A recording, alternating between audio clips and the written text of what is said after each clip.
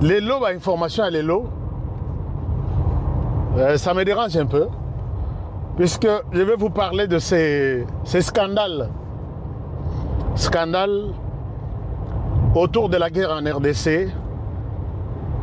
La Russie persiste et signe que l'Ukraine est avec les Rwandais et avec les M23. C'est l'Ukraine qui nous fait la guerre en RDC. Je vais vous en parler. Donc cette guerre a pris une autre dimension. Cette guerre est comme une guerre Yandenge Moussous. Alors, ça c'est de un. De deux, je vais vous parler, il y a une situation qui est entre nous, Donald Trump et la RDC. Pourquoi deal RDC? Pourquoi les deals entre RDC et les États-Unis traînent? Qu'est-ce qui se passe? Je vais vous en parler, chers amis. Je vais vous en parler aujourd'hui. Je vais également vous parler de ces plus vieux seigneurs de guerre que la RDC n'a jamais connus. Les plus vieux seigneurs de guerre qui s'appellent Moïse Nyarugabo. Moïse Nyarugabo est sur la ligne de front, il combat la RDC. Moïse Nyarugabo a fait une déclaration signant en bas, condamnant Tshisekedi et menaçant même Tshisekedi ils vont chasser Tshisekedi. Et c'est là, vous avez sans aucun doute maintenant que c'est Joseph Kabila qui pilote les M23 et tout ce qu'il y a comme autre réalité derrière. Puisque quand ils disent que Moïse Nyarugabo signe en tant que coordonnateur technique, il y a Sauvons la RDC. Or, Sauvons la RDC, c'est lui qui gère les coordonnateurs, c'est Kabila. Moïse Nyarugabo agit au nom et pour les comptes de Kabila. Donc, c'est Kabila qui est avec les M23, Kabila qui est le responsable de tout ce qui se passe en RDC. D'où tes alliés sous-soutés. Qui me dira encore le contraire? Qui va me dire le contraire? Qui me dira le contraire? Alors, voyons maintenant comment les choses se passent. Je commence par les dossiers Ukraine-RDC. Les Lonamini Totozoloba, les ministres des Affaires étrangères, il y a Russie, Azana, Burundi. Au Burundi, c'est pour confirmer ce qu'ils disent que les M23 est soutenu par l'Ukraine. Et vous allez maintenant me donner raison plus tard, je dis. Emmanuel Macron, à tout moment, il s'acharne vers la RDC. Il dit que la RDC, on ne peut pas sanctionner les Rwandais. La RDC doit coopérer. Au cas contraire, la violence ne servira à rien. Et c'est Emmanuel Macron qui a toujours soutenu l'Ukraine. Et il y a eu un rapport à un moment donné, le rapport qui disait que la plupart, il y a des armes qui vont en Ukraine, font un demi-tour quelque part, ça retourne en RDC. Alors, vous avez sans doute que nous nous sommes dit une fois que le secrétaire général des Nations Unies à Yébi, il sait, il connaît, puisqu'on lui a posé la question. Les M23, que pensez-vous de ces mouvements? Il dit que c'est un mouvement bien organisé, extrêmement soutenu, avec des armes extrêmement professionnelles. Donc, les M23, pour le secrétaire général des Nations Unies, c'est comme si les M23, c'est un petit pays, armé comme tout un pays, dans un pays. Bissotou, nous avons suivi cette déclaration-là, et nous nous sommes dit, bon, peut-être... Et quand on lui pose la question, ces armes viennent d'où? Il a dit que ces armes viennent de quelque part, là où il pensait qu'il n'avait pas d'adresse, là où il pensait qu'il n'avait pas une idée. Et voilà, aujourd'hui, ayez Kobima, que c'est l'Ukraine qui soutient les M23. Or, les M23, c'est l'enfant du Rwanda. Donc, l'Ukraine est en collaboration avec les Rwandais. L'Ukraine soutient les Rwandais et ils nous font du mal. La Russie est venue dire à Ndayishimiye que vous vous dérangez pour rien. La guerre là, oh bosa victime. La guerre, Minduki et Utakana Ukraine. Massassi et Utakana Ukraine. Batenu et Utakana Ukraine, c'est les Rwandais qui donnent ça. C'est les Rwandais qui donnent ça dans M23. Et là, moi, je vois que relation d'Abisso avec la Russie, relation d'Abisso avec l'Ukraine, en tout cas, il y a aussi les sous-soutiens. Ça ne va plus passer. Et ici, je me pose la question. Les autorités congolaises, nous avons vu dans le Conseil de sécurité, les gens votaient pour... La RDC a voté pour l'Ukraine, à Bakissi, Russie. On leur a posé la question, est-ce que... qui sont pour que tout condamner Russie à côté de l'Ukraine? La RDC a condamné la Russie. Alors que l'Ukraine pour laquelle, ou pour lesquels c'est un pays, vous avez voté et voilà comment l'Ukraine nous paye avec sa France et d'autres forces qui sont derrière tout ça. C'est pourquoi moi je demande aux autorités congolaises, soyons très prudents d'abord dans la décision d'Abisso Torotozo, puisque le dossier est qui est pour nous, qui est contre nous. Le ministre des Affaires étrangères de la Russie, il est au Burundi. Et là, c'est pour nous montrer noir sur blanc que vos habitants Moko, et voici les gens qui vous soutiennent, qui vous combattent. Et aujourd'hui, nous devons ajouter sur la liste de nos adversaires. Toshito Tchaki, le Rwanda, c'est connu de tous. Et puis, Toko Bakissa, Tobakissi France, même ceux qui sont autorités congolaises, nous condamnent la France de manière officielle.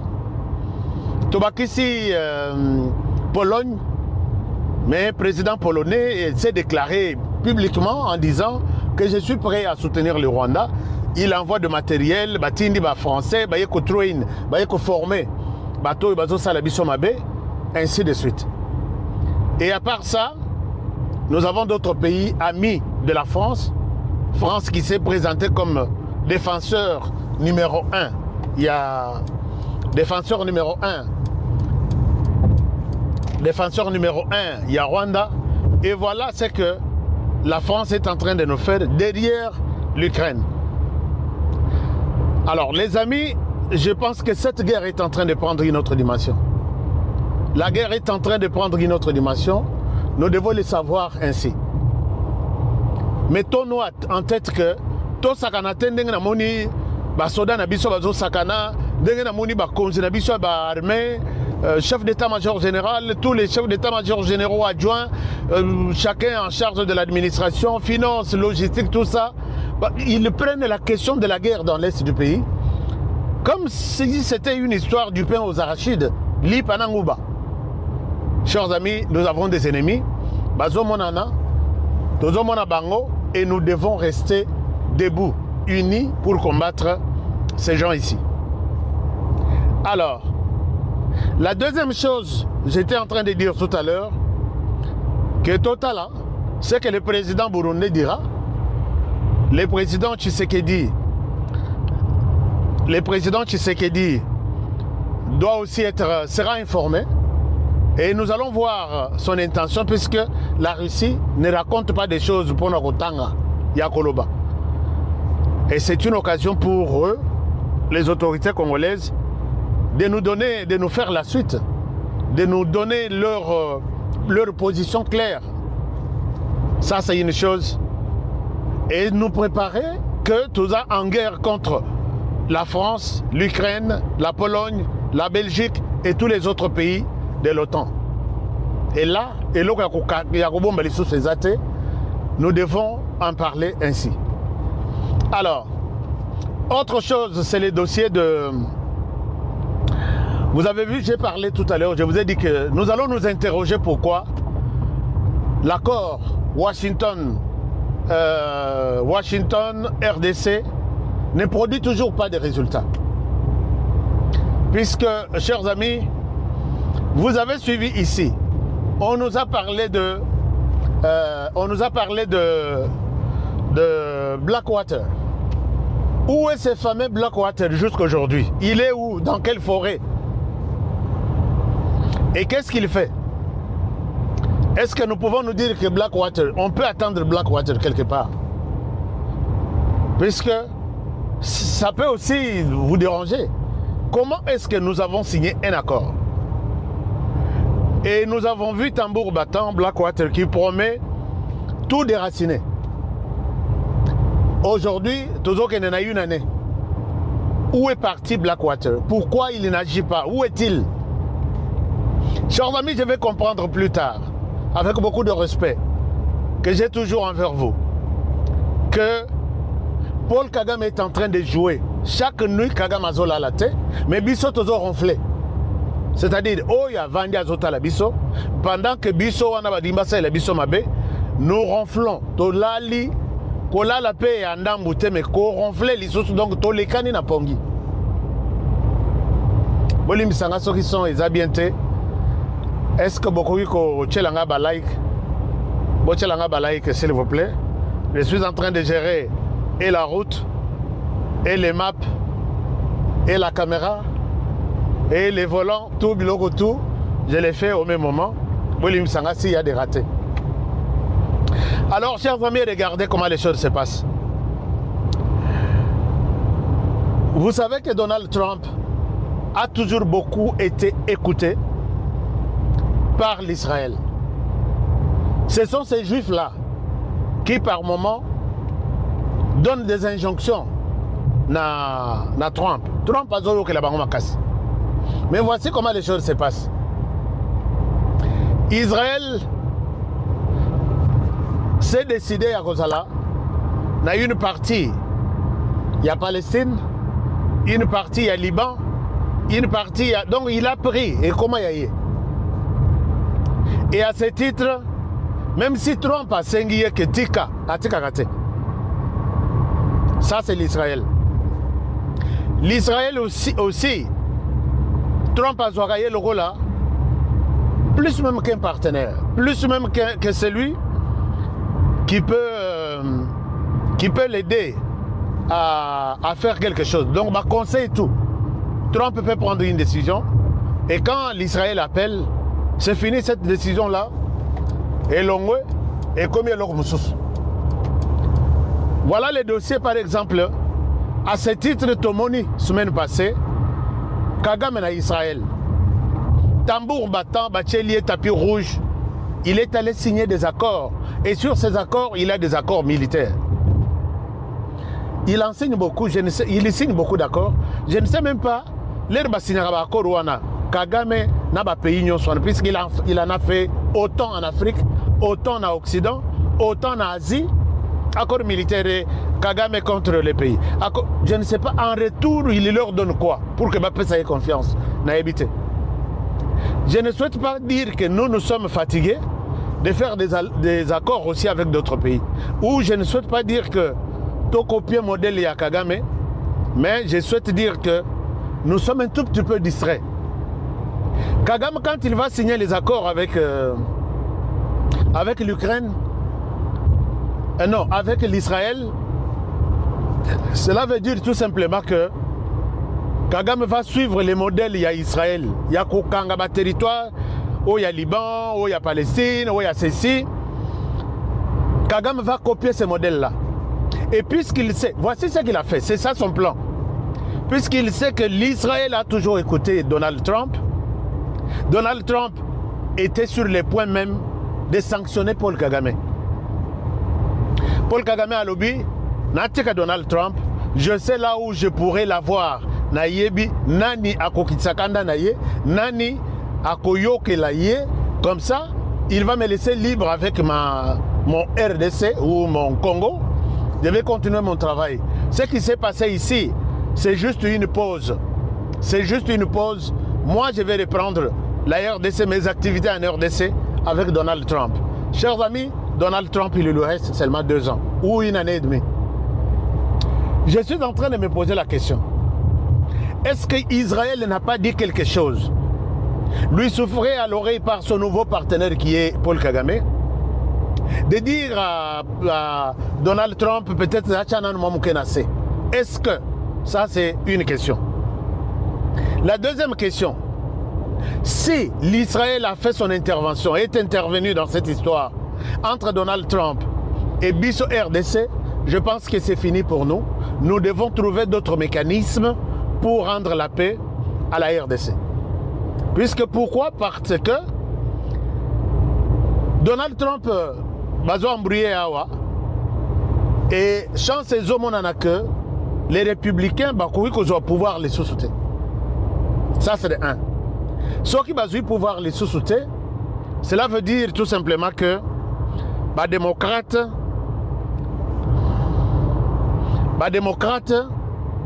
bako au pouvoir, les démocrates vieux mon confiance, il y a confiance, il y a Paul Kagame. D'une part, Paul Kagame a un démocrate na poche naie. De l'autre part, Paul Kagame a vu Donald Trump à na poche naie derrière l'Israël. Quelle sera la suite? Quel sera l'essor de la RDC? Alors nous toujours compter sur Donald Trump qui écoute l'Israël, l'Israël sera bengi, lâche, il est lâche, fait, il fait. Est-ce que l'Israël, quand il va appeler Donald Trump, est-ce que nous pouvons toujours écouter et attendre que Donald Trump va nous mettre des mécanismes pour retrouver la paix en RDC alors que la signature de l'accord a été déjà faite? Est-ce que nous pouvons nous attendre à quelque chose que Donald Trump, avec son administration, vont faire en RDC à titre de nous ramener la paix contre les minéraux? Puisque Bisson, c'est un accord, nous allons lui donner des minéraux. Mais voilà les degrés et influence qui pèsent sur Donald Trump. Donc, ce qu'Ayokeli israélien, à l'ongoué na pouvoir, les démocrates vont reprendre la situation, ils vont toujours se décider de faire mal à la RDC. Comment les choses vont se passer, chers amis? Moi, ça me dérange un peu, puisque par moment, je n'ai pas de solution. Comment ça va se passer? Et qu'est-ce que nous pouvons faire de notre côté? Puisque, Oanaïsa, plan Moko, imaginez-vous, le Rwanda est en train de penser à plus de 10 ans avant nous. Mais Bisso, nous sommes en train de penser à M23, après M23. Or, le Rwanda ne voit pas ça. Le Rwanda se voit combien d'années devant lui avec la RDC. Tous les accords que... Oh là là, j'ai raté mon... Non, c'est bon, je suis dans les bons. Tous les accords que les Rwandais est en train de signer là, c'est contre son ennemi juré, la RDC. Chers amis, comment vous voyez cette histoire? D'une part, l'Israël qui a un bâton sur la tête de Donald Trump est dans la poche du Rwanda. Maintenant là, on a accepté une photo d'Enge Basalaki cérémonie. Et de l'autre part, les républicains, les démocrates se disent c'est nous qui allons retourner aux États-Unis au pouvoir. Et une fois arrivé, on va supprimer tout ce que Donald Trump a signé. Ils vont changer les mêmes jours. Donc, Bango Bazalaka, au moment Trump, les jours suivants à côté de pouvoir a signé ce qui combien de décisions, ce qui une quinzaine ou une vingtaine de décisions, les jours même à côté de pouvoir, les lobby a bandé signé et aux États-Unis signé on a des exécutions. Maintenant, je me pose la question pour l'essor de la RDC. Comment ça va se passer? Est-ce que nous allons résilier notre accord avec les Américains? Est-ce que l'accord va exister? Mais nous allons nous battre maintenant avec les Israéliens. Les Juifs sont beaucoup plus écoutés aux États-Unis. Ils sont beaucoup écoutés aux États-Unis, les Juifs. Et en même temps, bon, mais je sais que de notre côté, nous avons un ami on a nos relations, la qui s'appelle solo-soloté, c'est la Russie. La Chine est toujours en Rwanda. Puisque tous les matériels, toutes les histoires, tous les trucs qui armés, tout ça, ça vient de la Chine. Moi, un jour, j'ai appelé la compagnie, j'ai trouvé les numéros. Il y a casque, il y a un militaire rwandais tué dans l'est du pays. Quand j'ai appelé, ils m'ont dit oui. Je me suis fait passer pour quelqu'un qui a une agence de gardiennage. J'ai dit, je peux avoir de matériel. Et ils m'ont dit que non, nous avons seulement un partenaire à qui nous pouvons fournir de matériel militaire, c'est les Rwandais. Si tu veux t'en approprier, tu vas négocier avec les Rwandais. Le Rwanda va faire la commande chez nous. J'ai fait cette démonstration en ligne, en direct sur mon plateau. Vous avez suivi. Le président de la République, le chef de l'État, n'est bon kino lelo ezanzambi. Mais balobaka misunga likolo ko sunga yo. Soki oza komi sunga te likolo pe ko sunga yo te. Demoni sénateur auti ko kufa o. Sénateur républicain. Pire moto ya Paul Kagame. Moto ya bundela ka Paul Kagame na maison blanche wana. Moto ya bloquer ba sanction contre Kagame yewana. Âgé de 71 ans, kaka boya kwa ya kufi. Il a pas suivi voir. À quelques micros, il y a ultimatum ya ba américain ba tchaki. Kaka boya kwa ya kufi. Bolobele nani ya Paul Kagame. Kagame so qui est aux États-Unis d'Amérique a quitté pas là. Moto a tchaka. Président Trump pression en faveur de Paul Kagame. Yewana a kufi. Message exali. Baebanso bazali kosangana na Kagame pona kotangisa makila ba Congolais ba kobana okufa bongo. Il a pas suivi voir. Dans le banano, dès que les Américains bazou baché. Dans 2 jours, non, les 15 non, dans 2 jours. Mais ceux qui Rwanda, on a volontaire pour le roi. Tout le monde a déjà balmané banda. Moi na mugalinga banda kolonga, mais d'ici koyo, bazo renforcer ka batu pour na bango. D'ici koyo dit tout maison salema. Donc déjà le message de Baboyi Kolongwa. Le secrétaire d'État américain Marco Rubio, alors Bakiango, Toyebio Kagame, na date Tochelio et Seigneur Olongo la soldat na yo. Mais j'ai au sala Katoyebi. Et comme Olongo la soldat na yo, va changer batterie, va la batterie à M23. Comme c'est pas la biso, et bimi lokola, Bolongo mais Bolongo mais bangoya wana batterie à M23. Marco Rubio alobaki eza ligne rouge oyo yo Kagame okoki ko franchir te. Kagame atali alobi aoke eza ligne rouge na robeta yango. Rapport ya ba expert ya ONU ba oti ko présenter 14 000 à 18 000 soldats rwandais na mabele ya Congo. Ba misusu balongoli bateni na bango. Ba se camoufler bateni ya ba M23 en retour américain bosalini parce que eza documenté. Donc, ligne rouge au Bolobaki, Kagame a franchi en haut. Il a pas suivi. Ne pensez pas que Kagame a côté à Estebouli. Dans le Bakamo, chaque jour, awa. Kagame n'est jamais côté à Est. Pour Rwanda est vivre, pour Kagame vivre, et Seigneur va prier à Salagawana. Ça y est, Kagame a vivre. Il n'a pas suivi. Mais Bolanda, les armes militaires armées à Rwanda. Les armées, pour la côté, ça va être soutenir inconsciemment le M23.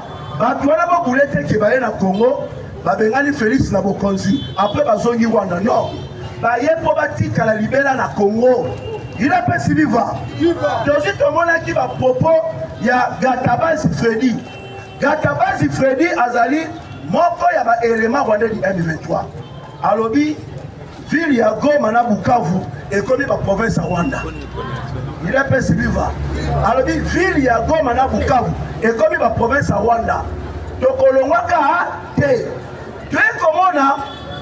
Nicolas Koleka porte-parole. Il y a armée à Rwanda. Général Karouré toi. Il n'y a pas abîmé en pleine émission. Alors il y a Bobo Sanabako à Washington wana. Tozana Goma, Tozana Bukavu, eza définitivement.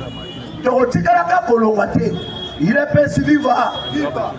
Mais évitez vos messages. Quand nous parlons de l'accord de Washington, quand nous parlons de l'accord de Washington, nous avons un habit qui n'a pas papier. Pour moi, si tu as le roi, ils ont un habit qui n'a pas papier. Ils ont un boligo, mais ils ont un ils ont un temple, c'est la moto. Il a fait ce livre. Sur le plan économique, sur le plan administratif, la zone où ils ont le contrôle de la coalition M23 automatiquement, comme la province de Rwanda. Il a fait ce livre. La zone Rwanda. Et d'ailleurs, ils ont M23 gratuité de l'enseignement au Fachacha. Ici, quand on va contrôler les athées. Il a fait ce livre. Donc, la décision Nyonso, Oyebimaka, et Outaka uniquement la Rwanda, n'a pas besoin de les contrôler. Est-ce que vous avez des décisions où tu n'es pas Yananga? Est-ce que vous avez des décisions où tu n'es pas Moïse Tatou? Est-ce que vous avez des décisions où tu n'es pas opposant? Et où tu n'es pas Rwanda? Il a fait ce livre. Dans le territoire total Massissi, Niragongo, total na Rutshuru, Rwanda a mis la population dans Bango, va faire ce Bango va babéler. Donc, basi population na Bango, basi va babéler bisikawana. Ce qui veut dire, ceux qui tolongi bitumba oyo, tokozala na problème sous ya makasi. Donc, tolongi bitumba et l'autre liboso, on doit identifier. Et c'est quelle base l'identification na bazone nyonso o ezalaki na contrôle ba Rwandais. Protocole ba na monoko boy voilà. Kagame azolongo tolongi mais totikali kaka na bango. Bien parlé. Bona est na zolo ba na bino ba Rwandais ba toni kuna na décret moko boza na ideki. Ba taxi nyonso ezo futama ezo kinaka na Rwanda. Mais bokoka bananga balobi nous sommes des libérateurs, nous sommes des libérateurs.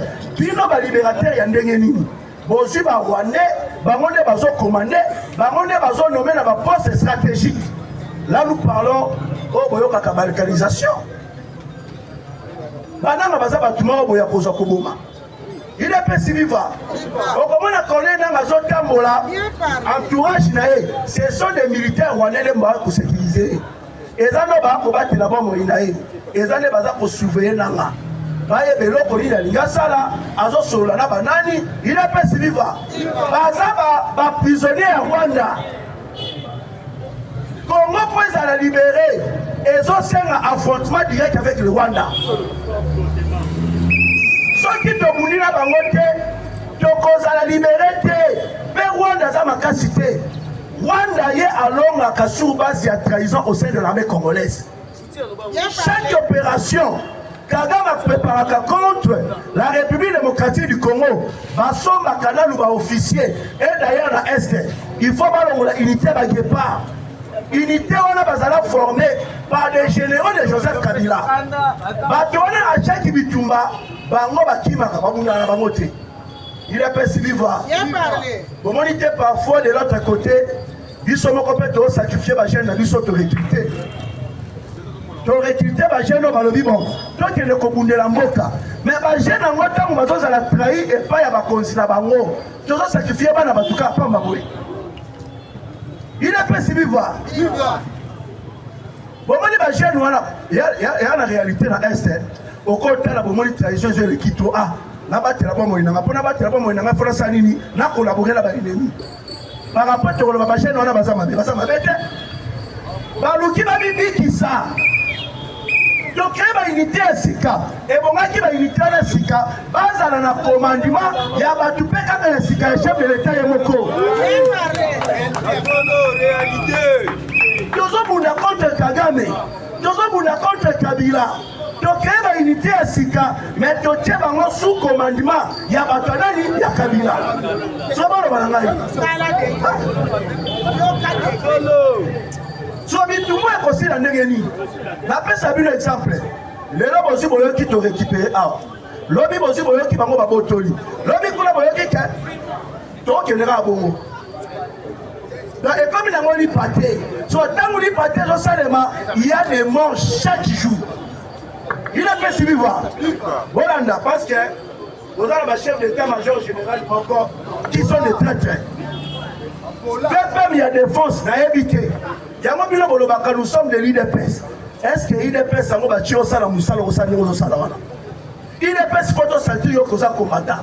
Parce que tant que je suis de l'IDPS, il faut sentir que vous êtes combattant. Pour sentir que vous êtes combattant, et ça, la action est pour ça.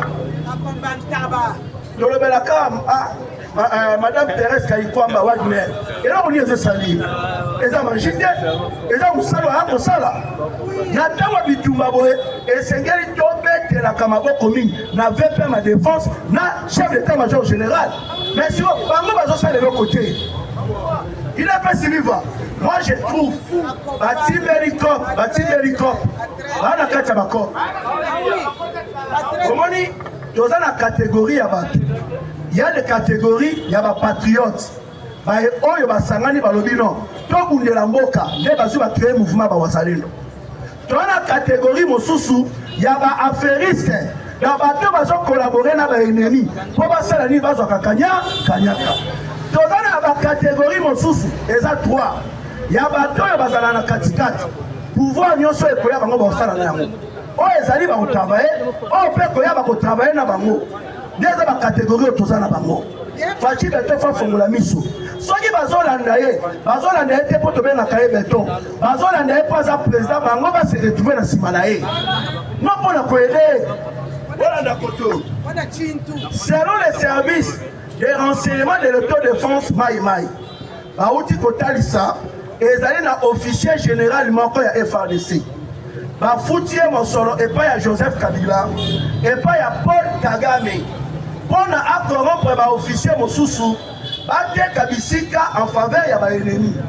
Parce que au moment où nous sommes, il y a des opérations qui doivent nous préparer. Ba ennemi ba za nango déjà. Et ça la bataille auto préparée. Kagame yebi yango Kabila yebi yango mais ba yebi yango ndengeni. Tango ba timbeli Fatia ont préparé attaque. Alors, les seigneurs n'ont pas été officiers pour l'attaque. Alors, on a été ne pas officier wana Kabila Pesimo, Kagame Pesimo. Officier wana a commis déjà au corrompre plusieurs officiers à FRDC. Pour la tango bitumbe kobanda, ba zone rouge, comme Tino na Kalemi, ba c'est de là ngo banani ba M23. Il est pas si vivant. Avant bataille historique wana, et Seigneur n'a pas se préparer en conséquence. Il y a des morceaux. Quand nous avons préparé Bitumba, et Seigneur il ça le changement, et Seigneur il ça la mutation, il n'est pas si vivant. Tu es même entraîneur à Zalaka. Soit mon joueur à faible Kolomula ou à Tchia Makasi. Soit puis son yo saute dans la traite haute. Et là va soldat mon sousou, votre la trahison, votre le connaît au Salima. Oui, il y a d'autres informations. Oyo tozozo sous base ya bato oyo bazana ba ligne de front. Au moment na balobi Fati Beton et Sengeli a nettoyé net mususu asali asali olio moko bo itamboli. Alobi awa na este trahison moko ezali bana bato bazokufa lokolo lelo mususu. Donc c'est la mise en place kino lelo chef de l'état mise en place ça les maraté. Donc on prend la quartier et là, on dit et pas à Chalingonza. Car les informations, il y a une opération. Chalingonza, il va et pas à Bamouna. Tu évites. Mais non pas il y a Chalingonza. Il faut qu'il trahir. Place Mabobo est tombé. Tu vas sur Koufi. Mais si tu vas sur Kanyina Chalingonza. Il y a évité.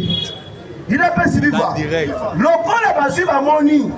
L'information est comme il faut comme la biseau. Il faut sa instruction. À soldat mon côté à côté pour utiliser sous téléphone. Évitez ce que vous comprendre. Ils sont tous en information sous Bazani. Il y a téléphone. Il y a communiquer sous Bazani. Il y a téléphone.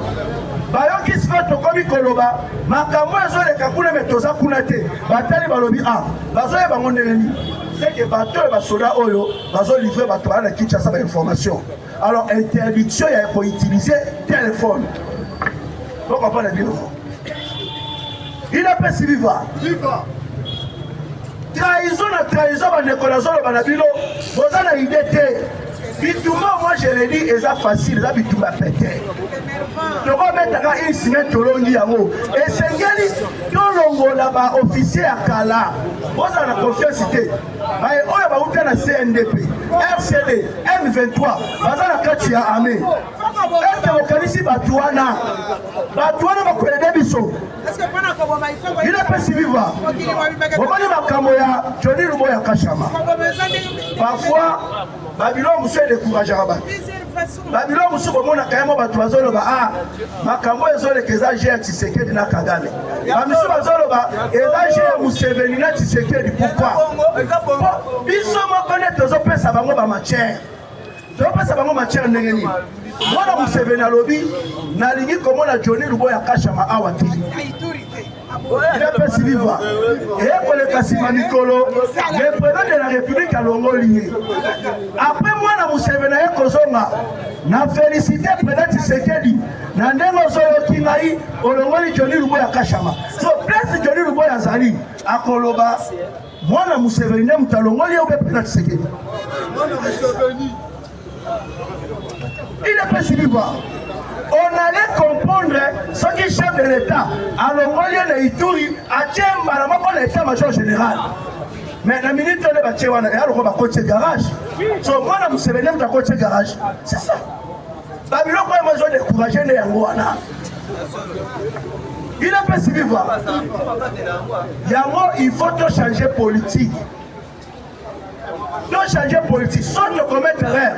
Comment on a Est et qu'on souka na ST ko ya awa. So peut-être possible vandi bo kanisa. Makamozo le kana ST souka na ST non e ko ya awa. Parce que bazana démission. Bazana démission. Mission ya Rwanda ezali batika la bisiko bazana ST wana pour la libéra. Mission ya Joseph Kabila ezaba ya kino na Kinshasa. Bana ngola Tshisekedi na pouvoir, c'est ça. La complicité. Là, il y a 5 ans. Il y a des 5 ans. Ce sont des gens à Kokanga. Ce sont des gens à Kobeta. Il n'est pas si vivant. Vous avez une chose grande. Jamais Kabunda Kabunda. Azala na IDPS. Vous avez dit que non. Vous avez dit que il filtre la vie sur la déguement incroyable. La minute où Moutazo Zambon Kabila. Azo Kabouela Batazo Pesa Batupona Makambu, jamais Kabunda Kabou. Pourquoi imaginer? Moutou Azo Zamanga Kabila, Azo partagé, Azo Pesa Batou, Eza jamais Kabunda Kabou ne Bazou Aponier. Il est pas si vivant. Oui, il a pas dit ah, Moutou Abomela Yomwana, les noms sont comme mais il faut toujours la vérité. Joseph Kabila n'aime pas moi, n'a jamais Kabunda Kaboubité. Tola tissé la kango Joseph Kabila nanko. Moi n'a jamais Kabula banda kobela malade ndeke. Abanda ko yokana papa netina mama na été. Ne ba kutaka ya ko kufeza Kabila te. Le roi tozala na opposition, tola tissé kango na mutu ya Joseph Kabila Kabunda yebi yango. Et quand les Kabila déjà moni mutabomelo mona okangama na ye. Ah c'est ça. Il est pas si vivant. Bien parlé. Yamona lobi biso toza prêt. Ce que j'ai seigneurie Dola Tabateli, tu sois vraiment, donc comme un officier supérieur, ton ennemi. Mais toi, vous êtes la mort à la mission. Il est pas si vivant. On a un mot kaka mon corps. Un petit pays comme le Rwanda, et va notre mission mon chaque jour. Des années. Il est pas si vivant. La évité, la lobby, ma bête, la lobby, voilà. Nous parlons de la changement de constitution. Il n'est pas si vivant. Là, vous avez vu un paramètre. Il y a changement de la constitution. La constitution doit changer. Et ça dit beaucoup. Et ça va papier. Et ça va papier. Est-ce que la constitution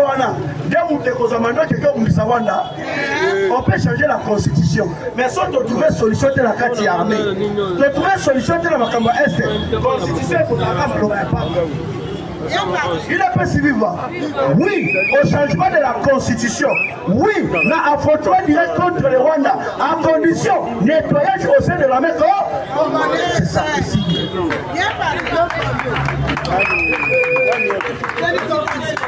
Il est pas si vivant. Alors, je suis Kotoyo. Vous avez vu dans le Congo, ils ont un héritage, ils sont vraiment de respecter. Dans le Congo. Il est pas si vivant. Et ça, il y a comment on a théâma la vie. Sauf que l'Inzambe a tombé là, c'est fait la bénédiction à Mouninga. Il a fait si vivre. Et moi, c'est la bénédiction, moninga. Il y a pas fait tout, on a sali. Mais sans aboulir moninga, ça va coton la mutuana yoko banakokita.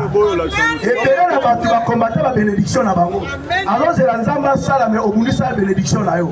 Tu le bakanza mais sunga biso, nzamba changer vie na ba. A okitana mokilita ya sungio, après utiliser ka mutu. Il a fait si vivre. Et là, on c'est qui ça les amis. Et alors, tu n'as vu seulement qu'on peut avoir parti. Abanda ko coopérer na jeune moko azana lo là-bas. Zamba yeko sala makambo. Jeune wana ba économie a commis ko travailler na anti-fraude. Lutte contre la criminalité, il a pas suivi.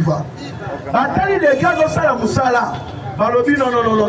On limité que ba jeune peut bazana maele ya boué. Malamoko ambassadeur de la paix. Pour la criminalité et si. On y a eu ce pela. Moutoye bi bosolo la koza na numéro na e. On le bino ye face à la wana te pour la ni kakayi. Ah. Zamba za poni ozo la pour la ni kakayi. Yo kota lo bia fifi masukane mutaponi. OK, nzambe ne mutasali ba pona e. O pour la ni kakayi. Ya ko si ma place wana te. Ya ko ka place wana te. Il est place viva. So yo zo lo ba ya ko ka wana te. Ata diplôme d'état yo zo na yango te. On t'a déjà dit l'autre. Maman va comme la multiplication de la vidéo. On a trésor Mahamba, à quoi qui pose à la place sur la tête, bon ça va. À quoi qui pose à la place sur la tête pour l'année, pour l'année. On tient à mon assez place à la place sur la tête. On t'a la cabine. Ceux qui vont Rwanda vont réussir. Il y a aussi la boussole qui va comment c'est passé que la Congolais va l'humanité. Il a pas suivi voir. Et ça la force qui est armée. Et ça bolingo. Et ça la force qui est même là mundu qui est bolingo. Kagame passe à la Cameroun na Congo. A réussi à nous négocier à coloniser du sou. Tu vas dire mais où tu vas? Et où tu es pas na bango? Il y a mon agent Senga. Quand on a nous changer mentalité la biso. Faut Congo être de libre. Merci beaucoup.